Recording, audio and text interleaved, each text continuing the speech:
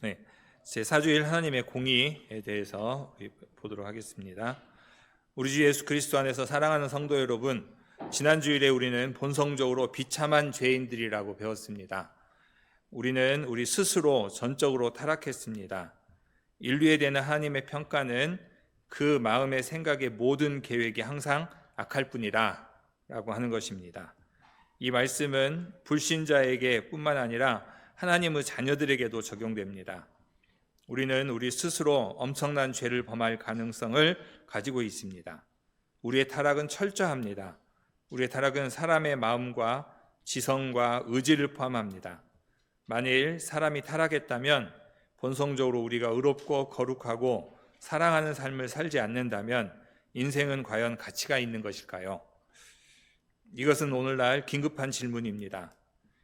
자유롭고 유복한 나라에서 자살은 심각한 문제가 되고 있습니다.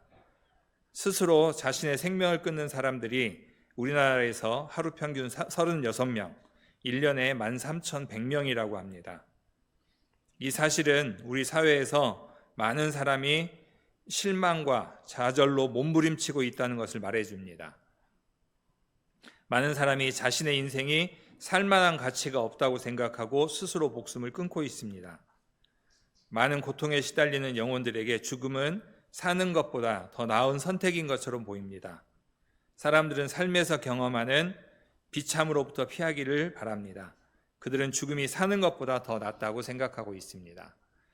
그래서 오늘 살펴볼 내용에서 우리가 정말 가치가 있는지, 살만한 가치가 있는지에 대해서 얘기를 하고 있는데요. 스스로 이 가치가 또 어떻게 해서 가치를 알게 되는지, 우리의 가치를, 거기에 대해서 오늘 보고자 합니다. 우리는 오늘 설교에서 두 가지를 살펴보는데요. 첫 번째는 하나님을 모르고 하나님을 섬기지 않는 사람들에게 있어서 죽음은 도피가 아니라는 것. 그렇지만 둘째로 우리 하나님은 또한 자비로우시다는 것. 이 두 가지를 살펴보겠습니다. 첫 번째는 하나님을 모르고 하나님을 섬기지 않는 사람들에게 있어서 죽음은 도피가 아닙니다. 주 하나님께서는 공의로우십니다. 죄에 대한 하나님의 진노는 대단히 극심합니다. 하나님께서는 우리가 개인적으로 범한 죄 때문만이 아니라 날 때부터 가진 죄에 대해서도 진노하십니다. 하나님께서는 공의로우신 하나님으로서 사람의 죄를 징벌하십니다. 하지만 이것은 우리가 실망과 좌절 가운데 있다는 것을 의미하지는 않습니다. 왜냐하면 우리 하나님께서는 자비로우시기 때문입니다. 우리가 섬기는 하나님은 위로의 하나님이십니다. 하나님께서는 당신께로 돌이키는 자들에게 소망을 주십니다. 하나님께서는 하나님 한 분만으로 예수 그리스도 안에서 생명을 찾는 자들에게 당신의 진노를 부으시지 않으실 것입니다. 다시 한번 말씀드리면 하나님께서는 하나님 한 분만으로 예수 그리스도 안에서 생명을 찾는 자들에게 당신의 분노를 부으시지 않을 것입니다. 오히려 하나님께서는 그들에게 당신의 은혜를 허락해 주시고 그들의 삶에 의미를 제공해 주실 것입니다. 그래서 다음과 같은 주제로 하나님의 말씀을 설교하겠습니다. 주제는 하나님께서는 사람의 죄를 죽음으로 벌하심으로 당신의 공의를 보여주신다.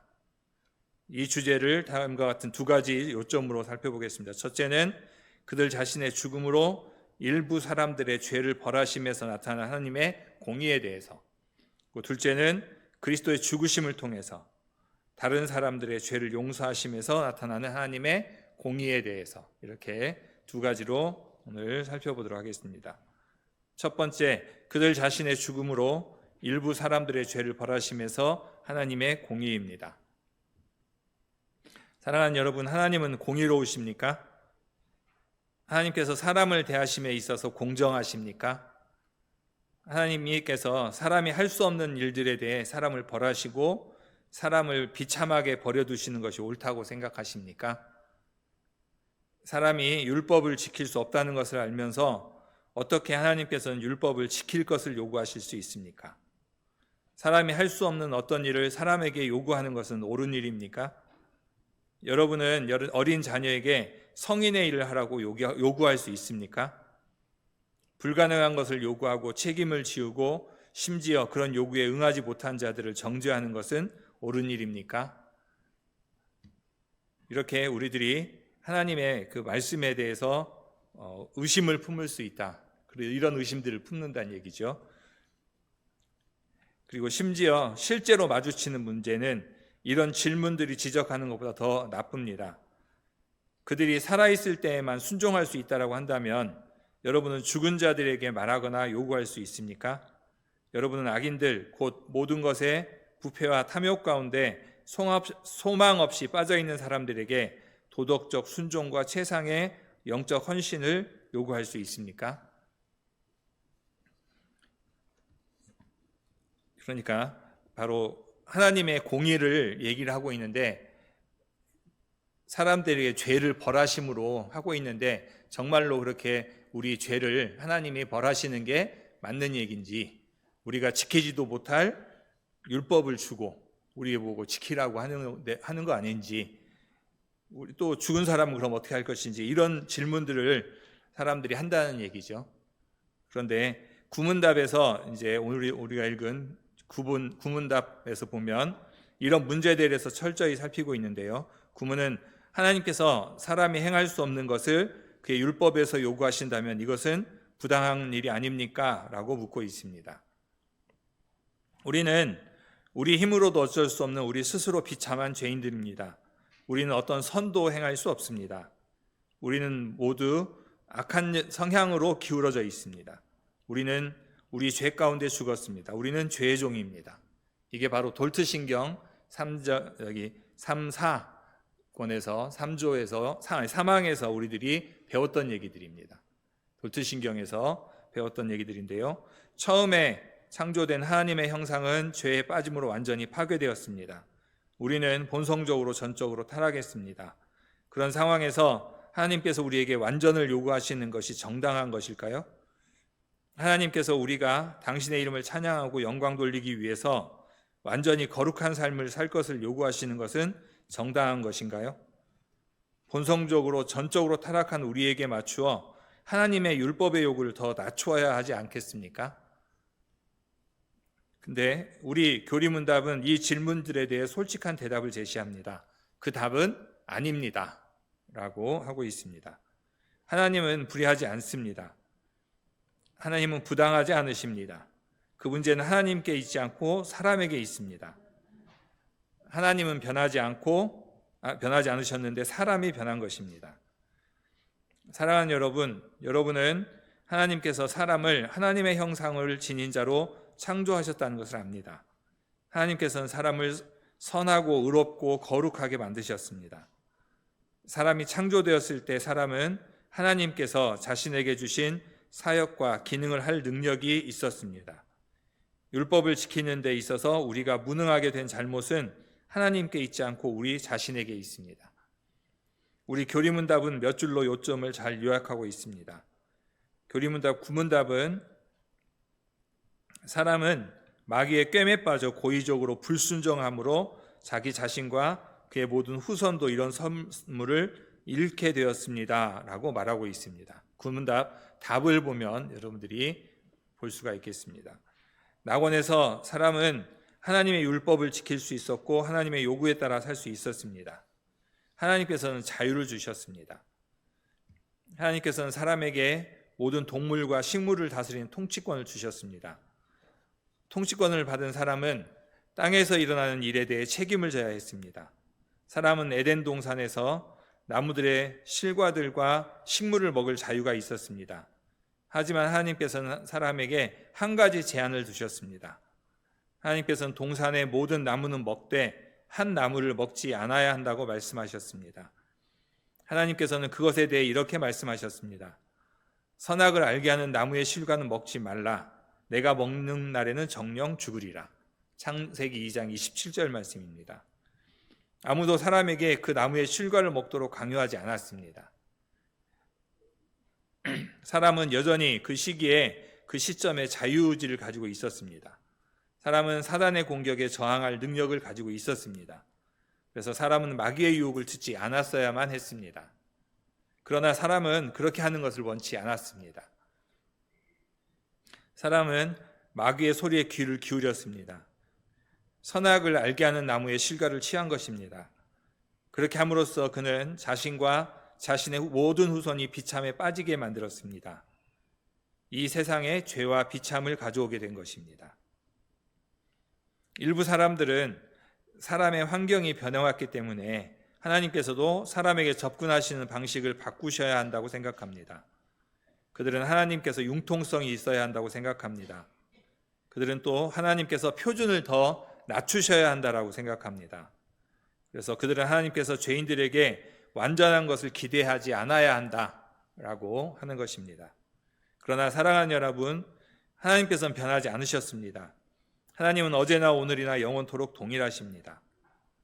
하나님께서는 사람을 공평하게 대하십니다. 하나님께서는 사람을 사람으로 대우하십니다. 하나님께서는 이렇게 말씀하시지 않으십니다. 나는 사람 안에서 온갖 종류의 표준 이하의 것들, 짐승처럼 보이는 것들을 본다. 그래서 나는 나의 요구를 줄일 것이다. 이런 식으로 요구를 줄인다라고 말씀하지 않으신다는 것이죠. 그래서 베드로후서 2장 12절에 나오는 말씀인데요. 하나님께서는 심지어 사람들이 짐승들처럼 행동할지라도 사람이 하나님의 형상을 지닌 자인 것처럼 대하신다고 말씀하십니다. 사람들이 깨닫든지 못 깨닫든지 하나님께서는 당신의 원래 요구를 유지하십니다. 하나님께서는 사람이 당신과 이웃을 완전하게 사랑할 것을 기대하십니다. 만일 우리가 그렇게 하지 않으면 하나님께서는 우리의 죄들을 처벌하실 것입니다. 왜냐하면 우리 주 하나님께서는 공의로운 하나님이시기 때문입니다. 하나님께서는 만일 사람이 선악을 알게 하는 나무의 실과를 먹는다면 정녕 죽을 것이라고 말씀하셨습니다. 이 나무의 실과를 먹음으로써 사람은 자신을 죽음에 처하게 했습니다. 하나님의 저주 아래에 있게 되었습니다. 하나님께서는 자범죄뿐만 아니라 원죄에 대해서도 심히 진노하십니다. 그 결과로 하나님께서는 지금 그리고 영원토록 공의로운 심판으로 그 죄악들을 벌하실 것입니다. 갈라디아서 3장 10절에서 이렇게 말하는 것과 같습니다. 누구든지 율법책에 기록된 대로 모든 일을 항상 행하지 아니하는 자는 저주 아래 있는 자라 하였습니다. 사랑하는 여러분, 여기서 우리는 많은 사람이 인생이 살만한 가치가 없다는 것을 발견한 이유를 봅니다. 아까 살만한 가치가 없다고 생각하면서 자살하는 사람에 대해서 처음에 말씀을 드렸습니다. 그 이유는 사람이 자기 죄 때문에 하나님의 저주 아래 있고 지금 그 죄에 대한 형벌을 받기 때문입니다. 하나님께서는 사람의 죄를 어떻게 벌하십니까? 그건 답하기 어려운 문제입니다. 일반적으로 우리는 하나님의 저주가 사람과 피조물에게 임한다고 말할 수 있습니다. 창세기 3장 16절 이하에 그런 말들이 나오는데요.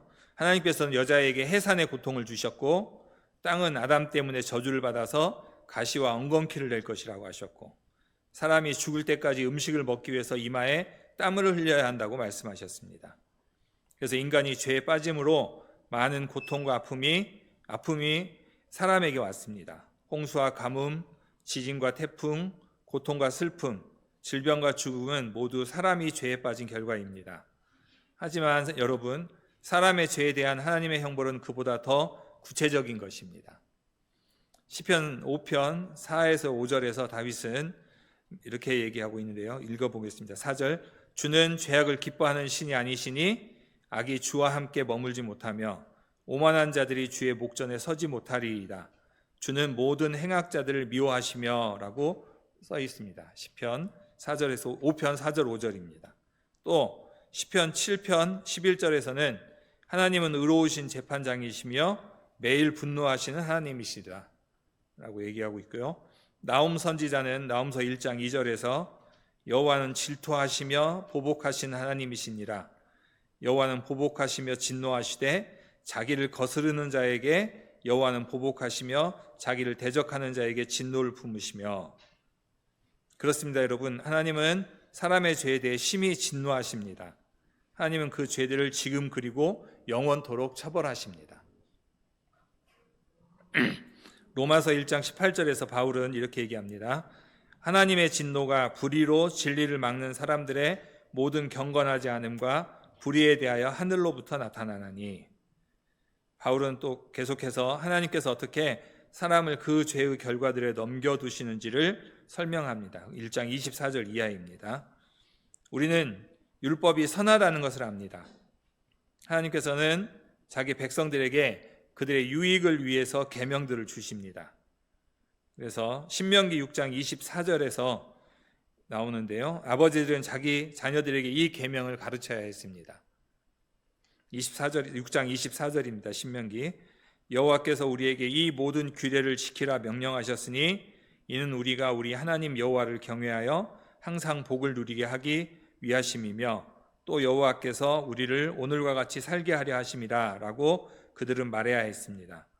여기에서 말하는 바는 하나님의 계명이 생명으로 인도하고 이 계명들을 어기는 반역은 사망으로 인도한다는 것입니다. 우리는 모두 심은 대로 거둔다는 성경적 원리에 친근합니다. 만일 우리가 특정 죄에 자신을 내어준다면 우리는 또한 그 죄의 결과들을 거둘 것을 기대할 수 있습니다. 만일 우리가 권위를 존중함을 보이지 않으면 우리 자녀들로부터 반역을 직면하게 됩니다. 만일 우리가 이웃에 대한 미움을 키우면 우리 자신의 삶이 분노와 괴로움으로 소멸되는 것을 발견할 것입니다. 간음죄를 범하는 사람은 자신의 죄된 욕망에 파기된 관계들이라는 대가를 지불하는 것을 발견할 것입니다. 삶 속에서 돈에 초점을 맞추는 사람은 마지막에 그들의 보화가 비어있고 아무것도 가지고 갈 수 없다는 것을 발견할 것입니다. 사랑하는 여러분, 여러분은 하나님께서 종종 사람에게 그의 죄의 결과들을 겪도록 허용하신다는 것을 알고 있습니다. 하나님께서는 우리가 당신께 돌아오도록 부르시는 경고이든지 혹은 당신을 거부한 심판으로서든지 우리가 심은 대로 거두도록 우리에게 허락하십니다. 오늘 오후에 우리는 예수께서 바리새인들에게 말씀하신 비유를 읽었습니다. 그들은 너희가 하나님과 돈을 겸하여 섬길 수 없다는 이 가르침 때문에 예수님을 비웃었습니다. 바리새인들은 돈을 사랑했고 예수님은 그들에게 하나님께서 그들의 마음을 아신다고 말씀하셨습니다. 그래서 예수께서 부자와 나사로 비유로 말씀하신 것은 바로 이런 문맥에서입니다. 예수님은 하나님의 백성들의 지도자들의 죄악된 마음을 언급하여 장차올 심판에 대해 경고함으로써 그들을 회개로 부르시기를 원하셨습니다. 우리 중 대부분은 부자와 나사로 이 비유에 대해서 친근히 잘 알고 있습니다. 나사로는 가난한 거지였습니다. 그는 재물의 관점에서 보면 많은 것을 가지지 못했습니다. 그의 몸은 또 상처로 덮여 있었고 그래서 나사로가 원한 것은 단지 부자의 상에서 떨어지는 부스럭이라도 먹는 것이었습니다. 하지만 예수님은 그 거지를 나사로라고 부르셨는데 바로 나사로라는 그 이름은 하나님은 나의 돕는 자이시다라는 뜻이라고 합니다. 나사로라는 뜻이 하나님은 나의 돕는 자이시다라는 뜻이라고 합니다. 그래서 나사로는 주님을 사랑하고 주님을 의뢰했습니다. 비유가 분명히 말하고 있는 것처럼 그는 아브라함의 자손이었습니다. 하지만 결국 나사로는 영양실조로 죽은 것으로 나타납니다. 하지만 하나님께서는 진실로 그의 돕는 자이셨습니다. 왜냐하면 나사로가 죽을 때 천사들이 그를 하늘로 데려갔기 때문입니다. 그의 믿음은 의로웠습니다. 그는 자기 주인 예수 그리스도의 기쁨에 참여하도록 허락을 받은 것입니다. 대조적으로 예수님은 부자에 대해서 말씀하십니다. 이 부자는 이 비유의 중심적인 인물입니다. 그는 자기 도취에 빠져 있었습니다. 예수님은 이 부자를 자색 옷과 고운 베옷을 입고 날마다 호화로이 연락한 사람으로 묘사하십니다. 부자는 자신의 부를 과시하면서 호화로운 삶을 살았습니다. 비록 이 부자가 아브라함을 아버지 아브라함이라고 부를지라도 그의 마음은 하나님으로부터 멀리 떠나 있었습니다. 그는 아브라함의 믿음을 가지고 있지 않았습니다. 이는 부자가 하나님의 율법을 완전히 무시하는 데서 볼 수가 있습니다. 하나님께서 자기 백성들에게 가난한 자들과 궁핍한 자들을 돌보라고 명령하셨습니다. 하지만 부자는 나사로를 죽도록 버려두었던 것입니다. 그걸 봤을 때 바로 그는 부자는 율법에 더 중요한 것, 곧 공의와 자비와 신실함을 무시했다라고 볼 수 있겠습니다. 그래서 이 때문에 부자는 하나님의 심판을 받게 된 것입니다. 이 비유에서 예수님은 그의 죄악되고 자아도취적인 삶의 결과를 묘사합니다. 부자가 죽은 후에 그는 고통 가운데 있는 지옥으로 갔습니다. 그는 아버지 아브라함에게 나사로를 보내어 그 손끝에 물을 찍어 내 혀를 서늘하게 해달라고 구했습니다. 왜냐하면 그는 불 가운데서 고통을 당하고 있었기 때문입니다. 여기서 우리는 사람의 죄에 대한 하나님의 공의로운 심판을 봅니다. 회개할 날은 이 땅에 사는 모든 사람에게 오고 있습니다. 우리가 하나님의 보좌 앞에서 회개할 때 우리는 모두 그렇게 될 것입니다. 사랑하는 여러분, 이 생에서 일어난 일은 미래를 위한 서곡입니다. 하나님께서 악인들의 죄에 대한 그들을 벌하시는 것은 특별히 최종적인 심판의 날에 일어날 것을 미리 보이시는 것입니다. 하나님께서는 악인들을 지옥으로 추방하실 것입니다. 성경은 불의한 자들의 미래 상태를 설명하기 위해서 다른 이미지를 사용합니다. 성경은 바깥 어두운 곳에서 슬피 울며 이를 간다라고 묘시하고 마태복음 8장 12절에서 말씀하고 있고요. 또한 마귀와 그의 사자들을 위해 예비된 영원한 불이 예비되어 있다라고 얘기하고 있습니다. 마태복음 25장 41절입니다. 또 악인들의 최종적인 상태는 영원한 형벌이라고 하고 있습니다. 마태복음 25장 46절입니다. 계시록에서 보면 무적행, 고통, 둘째 사망 등으로 이렇게 묘사가 되고 있습니다. 악인들에 대한 하나님의 최종적인 심판에 대해 최악의 일은 하나님께서 완전히 그들을 떠나신다는 것입니다. 지옥의 한 가지 기본적인 특징이 있다면 바로 하나님이 계시지 않다는 것입니다. 비록 많은 사람이 그 사실을 깨닫지 못할지라도 이 땅 위에서 하나님께서는 사람에게 많은 좋은 선물들을 여전히 허락하십니다. 마태복음 5장 45절 말씀인데요. 이같이 한즉 하늘에 계신 너희 아버지의 아들이 되리니 이는 하나님이 그 해를 악인과 선인에게 비추시며 비를 의로운 자와 불의한 자에게 내려주심이라. 그러니까 해를 악인과 선인에게 모두 비춰주시고 또 비를 의로운 자나 불의한 자나 모두에 내려주신다라고, 그러니까 좋은 선물을 여전히 허락하고 계신다는 것이죠. 그런데 이 세상에서 하나님께서는 여전히 사람의 완전한 타락을 좀 막고 계십니다. 완전한 타락을 제지하고 막고 계십니다. 하나님께서는 선과 악이 무엇인지에 대해서 우리에게 약간의 감각을 주십니다. 또 명예스러운 것과 수치스러운 것에 대한 감정도 조금 주십니다. 하나님께서는 사람들 가운데 일하셔서 그들이 여전히 덕과 외적 질서에 대해서 약간의 존중을 보이게 하십니다. 약간 조금 이렇게 얘기했는데요. 하지만 지옥에서는 이 모든 것들이 완전히 다 사라질 것입니다. 여기서 사라진다는 것이니까 약간의 선과 악에 대한 조금의 감각, 또 수치스러운 것에 대한 감정, 또 덕과 외적 질서에 대한 존중, 이런 것들에 대해서 현재에서는 약간이라도 갖고 있는데 이게 지옥에서는 완전히 다 사라질 것이다 라고 하는 것입니다. 그 마음이 전적으로 부패하고 그들의 죄의 결과들을 완전히 겪도록 버려질 것입니다. 심지어 그것도 지옥에 관한 최악의 것이 아닙니다. 데살로니가 후서 1장 9절에서는 하나님을 알지 못하고 우리 주 예수 그리스도의 복음을 순종하지 않는 자들이 주의 얼굴과 그의 힘의 영광을 떠나 영원한 멸망의 형벌을 받으리로다 라고 말씀하고 있습니다. 그래서 고통의 일부는 외로움, 하나님의 영광으로부터 잘려지게 되는 것입니다. 또 고통의 일부는 이 분리가 영구적으로 실현되는 것입니다. 하나님께서 의도적으로 그에게서 영원히 얼굴을 돌리시는 것, 그게 바로 지옥입니다. 지옥은 하나님께서 예수 그리스도를 믿지 않고 사랑하지 않고 섬기지 않는 모든 자들에게 가져오실 형벌입니다. 그래서 이 첫 번째 요점, 우리가 지금까지 첫 번째 요점에 대해서 얘기했는데요. 우리는 자신의 죽음으로 일부 사람들의 죄들을 처벌하심에 있어서 하나님의 공의를 살펴보았습니다. 그러니까 하나님께서는 죄를 지은 것에 대해서 꼭 심판하신다. 그런 공의의 하나님이시다 라고 하는 것을 우리가 알 수 있습니다. 그런데 그러면 그렇게 우리가 심판만 있느냐? 둘째는 우리 그리스도의 죽음을 통하여 다른 사람들의 죄를 용서하심으로 볼 수 있는 하나님의 자비입니다. 우리에게 공의를 만족하라고 하시는데 우리가 스스로는 공의에 대해서는 만족할 수 없잖아요. 좀 전에 말한 것처럼 우리가 약간 알 수 있는데, 조금만 느낄 수 있는데, 우리가 완전히 하나님을 그 공의를 실천할 수 없는데, 그럼 우리가 심판받을 수밖에 없는데, 죄로 지옥 갈 수밖에 없는데, 하나님이 우리에게 주시는 자비, 우리의 죄를 용서해 주시는 자비에 대한 얘기가 두 번째 얘기가 되겠습니다. 사랑하는 여러분, 우리가 직면한 문제는 하나님이 우리 죄를 벌하실 것인가 하지 않을 것인가입니다. 지금까지 우리 설교에서 우리는 하나님께서 어떻게 그 사람의 죄에 대해 그 사람을 벌하시는지에 관해 말했습니다.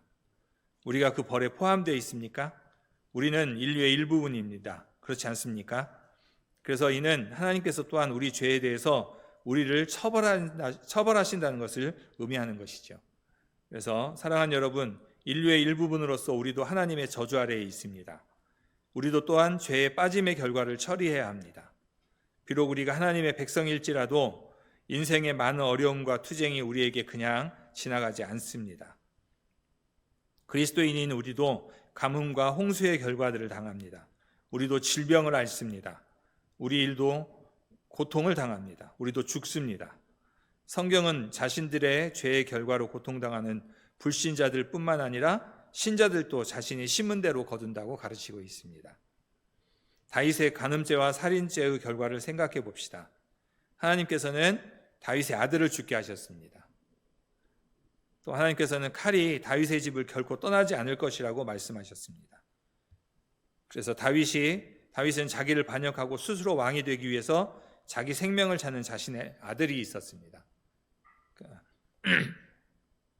하지만 이 모든 것을 말한 우리는 여전히 하나님께서 불의한 자들을 대하시는 방식과 우리를 대하시는 방식 사이에 중요한 구별을 해야 할 필요가 있습니다. 하나님께서는 악인들의 죄를 처벌하시는 반면에 우리의 죄는 처벌하지 않으십니다. 다시 반복하겠습니다. 하나님께서는 우리의 죄로 인해 우리에게 처벌하지 않습니다.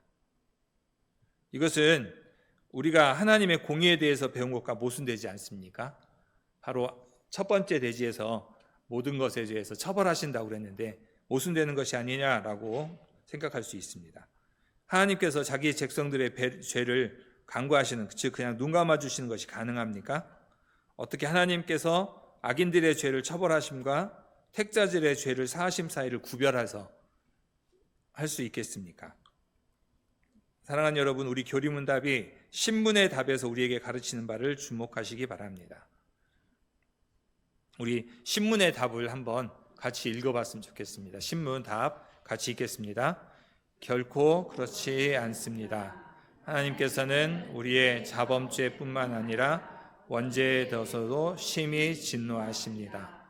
그러므로 하나님께서는 지금 그리고 영원토록 공의로운 심판으로 그 죄악들을 벌하시는데, 이는 누구든지 율법 책에 기록된 모든 것을 지키고 행하지 아니하는 자마다 저주 아래 있는 자라고 하나님께서 선언하신 말씀과 같습니다.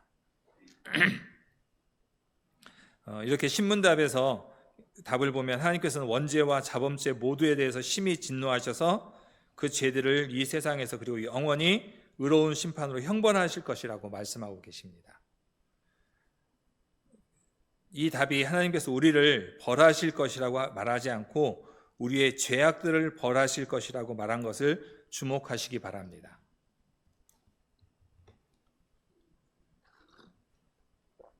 거기 신문의 답의 세 번째 줄 보면 그 죄악들을 벌하신다라고 써 있습니다. 그러니까 우리를 벌하시는 게 아니고 우리의 죄악들을 벌하실 것이라고 말씀하고 있습니다. 하나님께서는 당신의 공의를 유지하십니다. 죄는 지불을 요구합니다. 죄를 만족해 하심은 죄악들을 위에 있어야 합니다. 하지만 하나님께서 우리에게 이 지불, 이 만족해 하심을 요구하지 않으신다는 것입니다. 11문의 답이 바로 이제 여기에 대해서 우리에게 몇 가지 교훈을 우리에게 더 제시합니다. 우리 11문의 답도 한번 읽어보도록 하겠습니다. 11문, 그러면 하나님은 자비로운 분이 아닙니까? 이렇게 공의로 우리를 심판하고 하셨으니까 자비로운 분이 아니냐라고 질문하고 있는데요. 답 같이 읽어보겠습니다. 시작. 하나님은 정말로 자비로운 분이시나 동시에 공의로우신 분이십니다. 하나님의 공의는 또한 지극히 높으신 하나님의 엄의를 거슬러 짓는 죄에 대해 최고의 형벌, 곧 몸과 영혼에 영원한 형벌을 내릴 것을 요구합니다. 이 질문에서 사람은 하나님의 자비의 호소함을 통하여 형벌을 피하려고 한다고 제시합니다.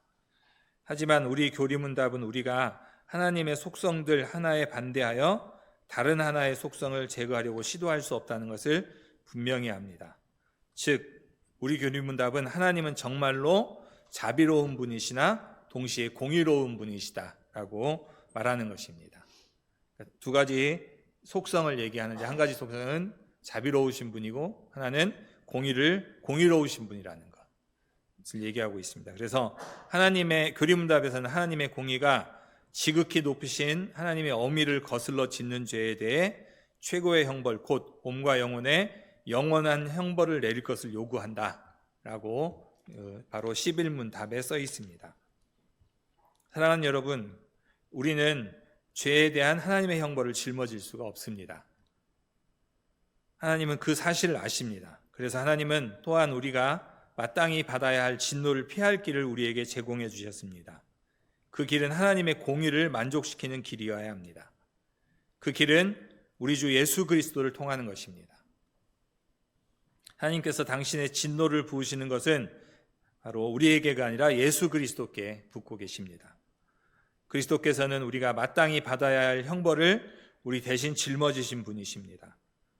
또 그리스도께서는 우리를 위해 당신의 생명을 내어주시기 위해서 이 세상에 오셨습니다. 그리스도께서는 우리 죄 때문에 엄청난 고통을 겪으시고 끔찍한 죽음으로 죽으셨습니다. 그리스도께서는 십자가에 못 박히셨습니다. 그리스도께서는 우리를 위해 하나님의 저주를 지셨습니다. 벨직 신앙고백에서는 여기에 대해서 설명하고 있는데요. 바로 하나님의 공의와 자비가 어떻게 서로 반대되지 않는지를 아름다운 방식으로 설명하고 있습니다. 우리 벨직 신앙고백 제20항도 한번 같이 다시 한번 읽어보도록 하겠습니다. 벨직 신앙고백 20항입니다. 시작. 우리는 완전히 자비로우시고 공의로우신 하나님께서 그의 아들을 보내셔서 불순종의 죄를 범한 사람의 본성을 취하사 바로 그 동일한 본성으로 죄값을 다 치르도록 그의 가장 지독한 고난과 죽음에 의해서 죄의 형벌을 짊어지게 하셨음을 믿습니다.